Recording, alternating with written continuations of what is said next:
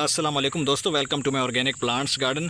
दोस्तों, आज की इस वीडियो में हम बात करेंगे कि अगर आपके पौधों की ब्रांचेस सूखती चली जा रही हैं, नीचे से स्टेम के ऊपर आए हुए जितने भी पत्ते थे वो सब के सब झड़ गए हैं, पीले होकर झड़ गए हैं और एक पत्ता भी आपके स्टेम के ऊपर नहीं बचा, तो आपके पौधों के पत्ते क्यों सूख रहे हैं और पौधे क्यों सड़ रहे हैं। तो आज की इस वीडियो के अंदर हम इस ऑर्गेनिक फर्टिलाइज़र का इस्तेमाल करेंगे, जिससे आपके पौधे दोबारा से हरे भरे होना शुरू हो जाएंगे और पौधों के अंदर किसी भी तरह की कोई डेफिशिएंसी आ चुकी है, यानी कि कोई भी खाद की कमी हो चुकी है, तो वो भी ये पूरा कर देगी।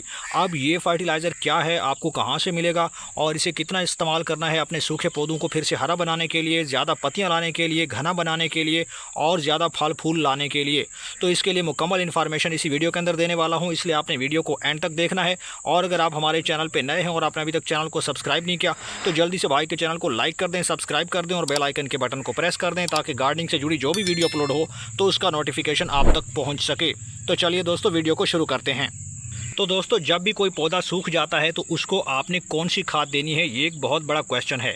क्योंकि जब भी आप कोई ओवर फर्टिलाइजिंग करते हैं या बगैर समझे किसी और खाद का इस्तेमाल करते हैं, तो आपके जो पौधे सूख रहे होते हैं उनको और ज़्यादा नुकसान पहुंचता है और वो जल्दी जलना शुरू कर देता है और मरना शुरू कर देता है। यानी जब भी आप पौधों को पानी देते हैं तो भर भर के देते हैं, ओवर वाटरिंग करते हैं, जिससे क्या होता है कि आपके पौधों की मिट्टी के अंदर ज़्यादा देर तक पानी ठहरा रहता है और प्रॉपर वो कहीं से ड्रेन नहीं हो पाता, निकल नहीं पाता।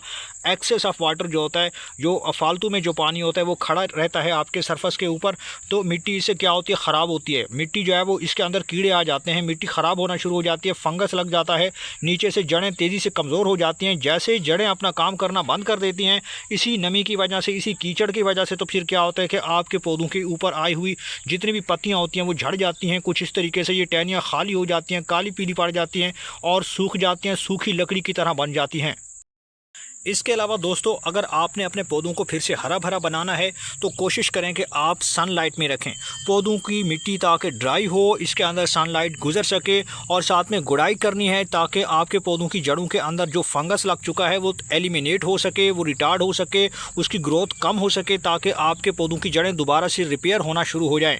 तो इसलिए कोशिश करें कि आप किसी भी फंगीसाइड का आप पौधों की मिट्टी में अप्लाई कर सकते हो। काफ़ी सारे हमारे पास केमिकल फंगीसाइड भी हैं और ऑर्गेनिक फंगीसाइड्स भी होते हैं। मेरे चैनल पे ऐसी बहुत सारी वीडियोज़ हैं जो फंगीसाइड अगर आप अपने पौधों में अप्लाई करते हैं तो आपके पौधों के अंदर जो भी जड़ें हैं वो ठीक होना शुरू हो जाएंगी, रिपेयर होंगी और दोबारा से काम करना शुरू कर देंगी।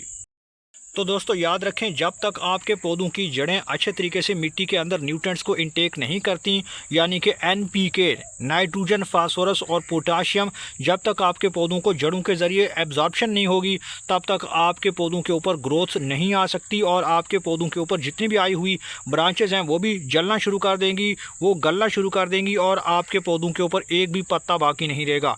तो कोशिश करें कि अगर आपका पौधा बीमार हो चुका है, अनहेल्दी हो चुका है, तो आप फंगीसाइड देने के साथ साथ आप इस ऑर्गेनिक फर्टिलाइज़र का इस्तेमाल भी करें, जिसके अंदर कुदरती तौर पे NPK मौजूद है, जिसमें नाइट्रोजन है, जो हमारे पौधों की पत्तियों को दोबारा से हरा भरा बनाएगा। जो शाखें सूख चुकी हैं, खाली हो चुकी हैं, जिनसे पत्ते झड़ चुके हैं, उनके ऊपर दोबारा से नई ब्रांचेस आना शुरू हो जाएंगी और ग्रोथ फास्ट हो जाएगी। साथ में इसके अंदर पोटाशियम मौजूद है। अगर आपके पौधों के ऊपर फ्लावर्स नहीं आते, कलियाँ नहीं बन पाती, तो उन्हें भी ये लाना शुरू कर देगा, क्योंकि पोटाशियम आपके पौधों की मिट्टी के अंदर जड़ों के ज़रिए एब्जॉर्प्शन करता है और पौधों के ऊपर बड़े साइज़ के फ्रूट और फल लगने में मदद करता है।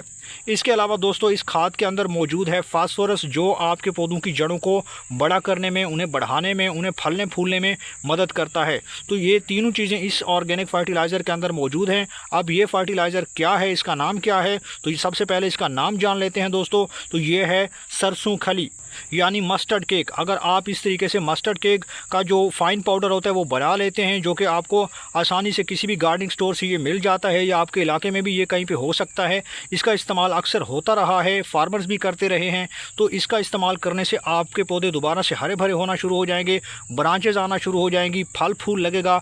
सब्जियों वाले पौधों में भी आप इसका इस्तेमाल कर सकते हैं। इसका आप लिक्विड फर्टिलाइज़र भी बना सकते हैं और इसे इस तरीके से फाइन पाउडर बनाकर भी आप डायरेक्ट मिट्टी के अंदर अप्लाई कर सकते हैं।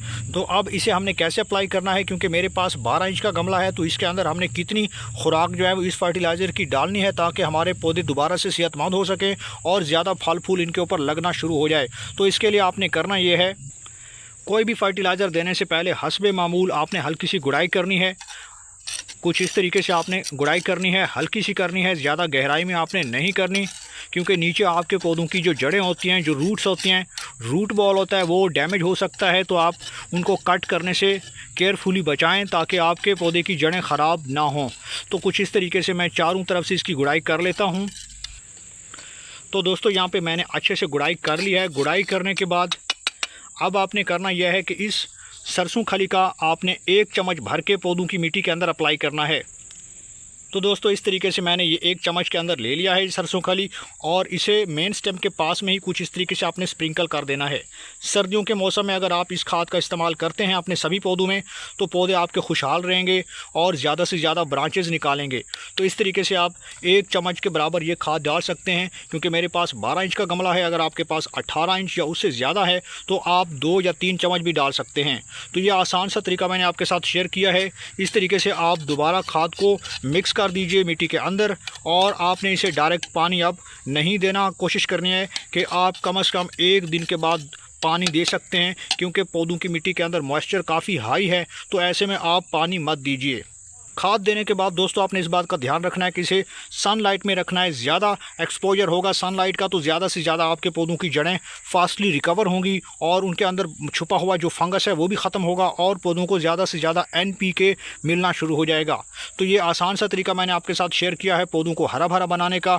उम्मीद करता हूँ कि आपको ये वीडियो पसंद आई होगी। वीडियो पसंद आई तो वीडियो को लाइक कीजिए, शेयर कीजिए, और भाई के चैनल को सब्सक्राइब कर दीजिए।